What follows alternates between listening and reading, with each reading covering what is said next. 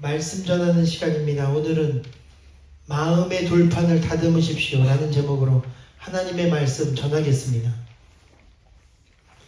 여러분, 오늘 우리의 모든 인생의 과정은 하나님이 우리를 다듬으시는 과정입니다. 하나님은 우리가 다듬어지기를 원하고 계십니다. 왜냐하면 주님은 우리가 열매 맺기를 원하시기 때문입니다. 성경은 열매를 맺기 위해 반드시 필요한 것이 바로 다듬는 작업이라고 말씀하고 있습니다. 저는 이것을 오늘 본문에 비추어 보아 마음의 돌판을 다듬는 작업이라고 표현하고 싶습니다. 우리가 이 마음의 돌판을 잘 다듬을 때 하나님은 그분의 귀한 은혜도 주시고 말씀도 허락하여 열매를 맺게 하시는 것입니다. 요나는 폭풍과 깊은 바다, 물고기 뱃속에서 다듬어지고 니느웨 성사람 10만 명을 죄에서 회개케 하고 구원받게 만들었습니다. 악한 나무가 좋은 열매를 맺을 수 없듯 우리도 때론 주님이 주시는 고난과 훈련을 통해 우리 마음의 돌판을 다듬어 이와 같이 좋은 나무가 되는 작업을 해야 합니다. 오늘 본문도 두 번째 십계명 이야기입니다. 첫 번째 십계명은 하나님이 친히 만들어 새겨주셨지만 이스라엘 백성이 우상을 섬기고 받을 준비가 되어 있지 않아 깨뜨려 버리셨습니다. 그래서 두 번째 주실 때는 첫 번째와 달리 너희 스스로 다듬고 받고자 하는 준비를 하면 그 위에 내가 십계명을 주시겠다 약속하신 것입니다. 여기서 첫 번째 돌판이 바로 우리의 다듬어지지 않은 마음밭입니다. 그리고 바로 두 번째 돌판이 바로 우리의 다듬어진 마음밭입니다. 다시 말해 하나님은 우리의 은혜 받지 못하고 열매 맺지 못하는 첫 번째 마음밭을 반드시 두 번째 돌판처럼 잘 다듬고 깎아야 그 위에 은혜를 주시고 열매를 맺을 수 있게 된다는 것입니다. 그래서 여러분, 원목은 그대로는 아무 쓸모가 없습니다. 그러나 목수가 그것을 잘 다듬고 깎으면 의자도 되고 책상도 되고 배도 되고 훌륭한 건물까지도 되는 것입니다.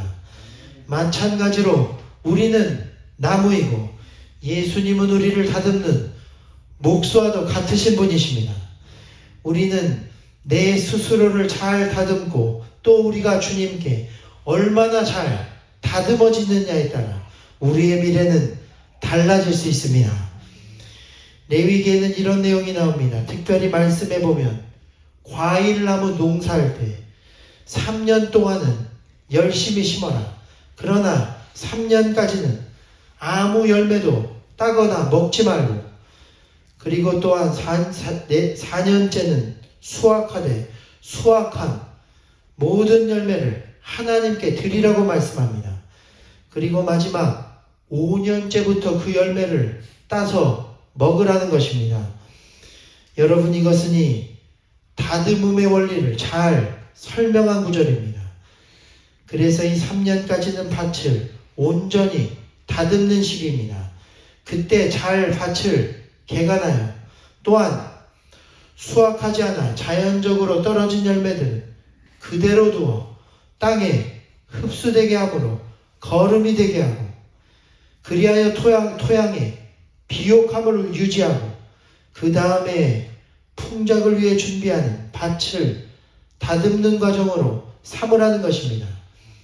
또한 4년째는 수확을 하긴 하는데 수확한 모든 열매를 성물처럼 하나님께 드리라고 말씀했습니다. 여러분, 이 원리는 하나님의 축복을 받고 열매를 맺기 위한 영적, 물리적 모두를 위한 다듬는 과정이었습니다. 다시 말해 너희의 밭을 3년 동안 기다리고 인내하며 다듬고 또한 그 후에 열매가 맺어지는 4년째에도 그 모든 열매를 하나님께 드리는 영적인 훈련으로 다듬으며 기다리며 5년째 은혜의 해에는 놀랍도록 풍성한 열매를 맺게 하시겠다는 것입니다. 그러므로 축원드리는 것은 저는 금년에 하나님이 우리의 교회, 가정, 직장, 학교 또한 우리 성도들이 속한 모든 곳에서 다듬어지고 풍성한 열매를 맺는 해가 되기를 하시기를 간절히 축원드립니다. 중요한 것은 우리는 다른 어떤 것보다 내 마음의 돌판을 다듬는 일에 최선의 노력을 다해야 한다는 사실입니다. 마음의 돌판을 다듬는 것은 무엇입니까? 그것은 바로 감사입니다. 하나님이 첫 번째 계명을 깨뜨려 버리신 이유는 물론 모세가 10계명을 받으러 간 사이 이스라엘이 금송아지를 만들고 우상을 섬겼기 때문입니다. 그러나 더 중요한 원인은 그것은 바로 그들이 노력하지 않고 하나님의 은혜를 거저 주셨으므로 감사를 모르기 때문이었습니다. 그렇기 때문에 원망, 불평하는 가운데 하나님을 버리고 우상을 섬기며 죄와 쾌락에 빠지게 된 것입니다. 여러분, 우리도 마찬가지입니다. 하나님은 우리에게 주신 모든 것들, 살아 숨쉬고 가족 주시고 교회 주시고 또한 물질과 환경 주신 모든 은혜에 대해 우리가 감사하지 않고 불평하면 하나님은 그 복을 결국 깨뜨리시고 거두어 가십니다. 그러나 감사하면 우리 마음이 다듬어지고 그 위에 하나님의 복이 임하고 열매가 맺어지는 아름다운 마음밭이 되는 것입니다. 따라서 하나님은 그들의 노력과 감사가 들어가는 두 번째 돌판을 다듬으라 말씀하셨습니다. 이스라엘 백성은 모세를 통해 그것을 다듬으며 첫 번째 주셨던 은혜가 얼마나 놀라운지를 깨닫게 됩니다. 저도 아이를 키우지만 보통 어른들 말씀도 그렇고 사람이 언제 부모의 은혜를 깨닫게 됩니까? 그것은 바로 자신이 직접 수고하여 자녀를 낳고 키우다 보면 나중에야 비로소 거저받은 부모의 고생과 은혜를 깨닫게 되는 것입니다. 마찬가지로 하나님은 첫 번째 십계명을 이스라엘 백성이 미워서 깨뜨려 버리신 것이 아닙니다. 하나님은 우리에게도 주셨던 은혜를 거두어 가실 때도 있는데 그것은 우리가 믿거나 괘씸해서가 아니라 그것을 자기 손으로 다시 이루는 과정을 통해 그것이 얼마나 귀하다는 것을 깨닫고 감사하게 하시려고. 그러므로 여기 모인 우리 가운데 첫 번째 주셨던 은혜와 소망이 깨어진 분들도 계실 것입니다. 그러나 우리가 우리 자신을 다시 감사로 깎고 다듬으면 하나님은 예전과 같은 은혜로 함께 하실 줄 믿습니다. 아니, 예전보다 더 큰 은혜로 함께 하실 것입니다. 그러므로 이 시간 감사로 마음의 돌판을 다듬으며 축복의 그릇이 되어가는 올 한 해가 되기를 주님의 이름으로 축원드립니다. 또한 우리는 우리의 마음의 돌판을 흔들리지 않는 믿음으로 다듬어야 합니다. 본문에 보면 여호와께서 모세에게 이르시되 너는 돌판들을 처음 것과 같이 다듬어 만들라 라고, 그러면 내가 깨뜨린 처음 판에 있던 말을 내가 그대로 그 판에 새기겠다 말씀했습니다. 사실 그래서 여러분, 오늘 우리를 향한 하나님의 뜻과 계획과 은혜는 언제나 동일합니다. 본문에도 너에게 주려는 나의 복과 말씀은 처음과 같고 언제나 동일하니 너도 처음과 같은 돌판을 준비해라 말씀했습니다. 그러나 항상 문제는 우리의 믿음입니다. 우리의 믿음이 흔들리기 때문에 그 은혜를 깨뜨려 버리는 것입니다. 오늘 이스라엘 백성도 첫 번째 계명을 주실 때 흔들리기 시작했습니다. 왜냐하면 모세가 계명을 받으러 산으로 올라가 40일간 홀로 산에 머물렀기 때문입니다. 그러므로 백성이 이때를 참지 못하고 그 형 아론을 원망하여 말한 것은 이 모세 곧 우리를 애굽에서 인도하여 낸 사람은 죽었는지 어찌 되었는지 우리가 알지 못하니 너는 일어나 우리를 위하여 우리를 인도할 신을 만들어 달라 요구합니다. 그러나 사실 이것은 그들이 모세가 아니라 하나님을 믿지 못한 결과였습니다. 40일의 훈련의 기간을 참지 못하고 또한 그들을 가나안 땅까지 인도하신다는 그분의 약속의 말씀과 사랑을 믿지 못하고 믿음이 흔들려 버린 것입니다. 여러분, 우리도 응답이 늦어지고 은혜의 시간이 늦어지면 믿음을 저버리고 흔들릴 때가 많지 않습니까? 그러나 그때가 훈련의 기간임을 잊지 않게 되기를 바랍니다. 중요한 것은 우리가 시험을 받을 때 흔들리지 않는 믿음을 가지도록 마음을 다듬어야 한다는 사실입니다. 훈련의 기간 중 굳건한 믿음으로 마음을 재정비해야 하는 것입니다. 믿음이 흔들리지 않으면 하나님은 가장 좋은 것을 우리에게 주실 것입니다. 따라서 예수님은 제자들에게도 무덤 속에 있는 3일간 믿음이 흔들리지 않게 하는 훈련의 기간을 허락하셨습니다. 하지만 제자들은 십자가에 예수님이 죽으시고 3일간 무덤에 계셨을 때 뿔뿔이 흩어졌고, 그러나 그 후에도 부활하여 예수께서 다시 나타나신 말씀은 너는 내 양을 먹이라는 것입니다. 이 말씀을 3번이나 말씀하셨습니다. 여러분, 흔들리지 말라는 것입니다. 마음을 흔들리지 않는 믿음으로 다시 다듬고 주실 은혜를 받고 열매를 맺으라는 것입니다.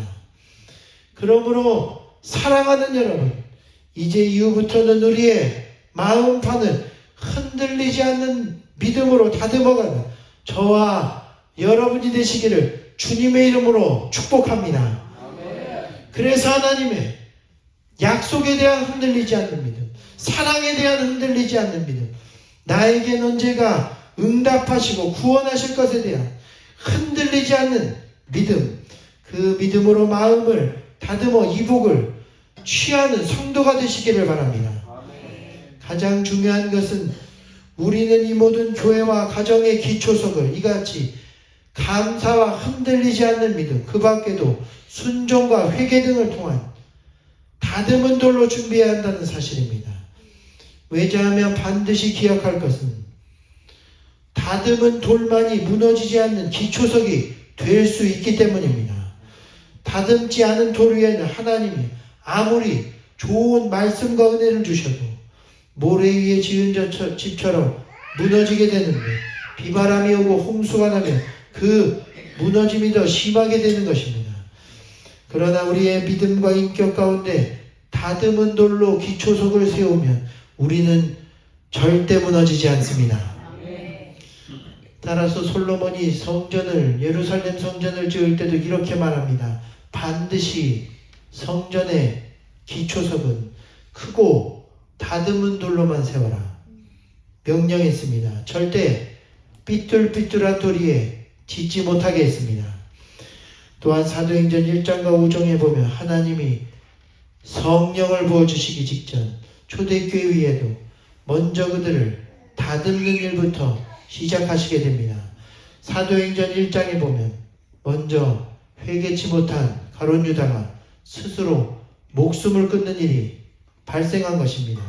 또한 5장, 이번엔 성령을 속이고 바칠 판돈을 숨겨 헌금했던 아나니아와 삽비라 부부가 그 자리에서 죽는 사건이 발생합니다. 이것은 이제 교회가 다듬어지지 않고 깨끗지 못한 모습으로는 세상에 소금과 빛이 될 수 없기 때문에 성령께서 교회의 기초를 깨끗하게 다듬으신 후 은혜 주시기 위한 일들이었습니다. 여러분, 성령께서 다듬으시는 일들은 때로는 매우 두렵고 떨리는 일입니다. 우리는 그러므로 두렵고 떨리는 마음으로 먼저 나 자신을 다듬고 깨끗하게 해야 합니다. 그 위에 하나님이 아름다운 가정과 교회를 세우시는 것입니다. 그렇게 초대교회에 마음판이 다듬어지자 하나님이 성령을 부어주셨습니다.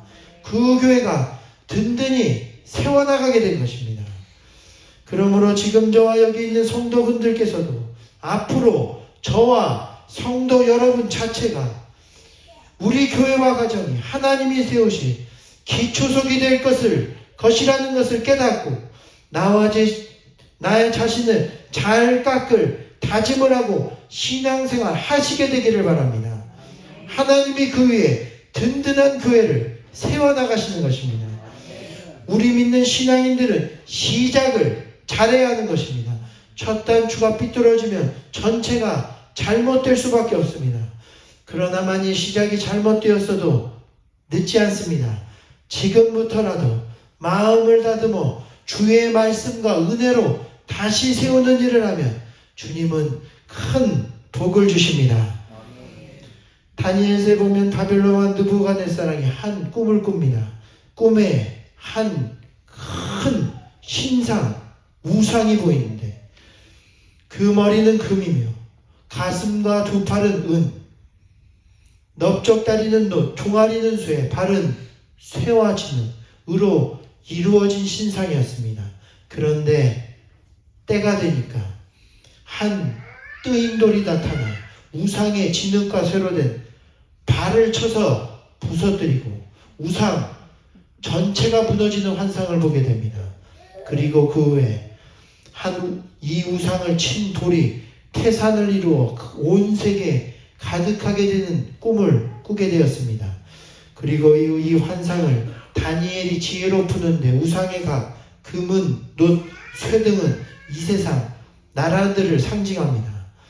그리고 마지막 이 모든 것을 부서뜨리는 뜨인 돌은 이 세상 나라가 아니라 하나님이 세우시는 영원한 나라, 즉 신약에서의 예수 그리스도와 그의 영원한 나라를 상징하는 것입니다.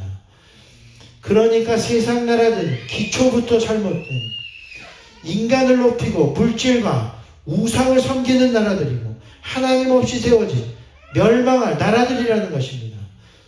그러므로 하나님은 이 시작부터 잘못된 세상 나라들을 깨뜨리시고 예수 그리스도를 통해 그 위에 하나님의 나라를 지금도 다시 세우시고 계시다는 것입니다.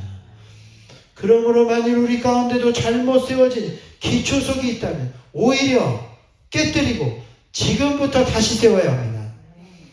인간적인 것으로 교회를 세웠다면 다시 허물고 주님의 말씀으로 세우시게 되기를 축원합니다.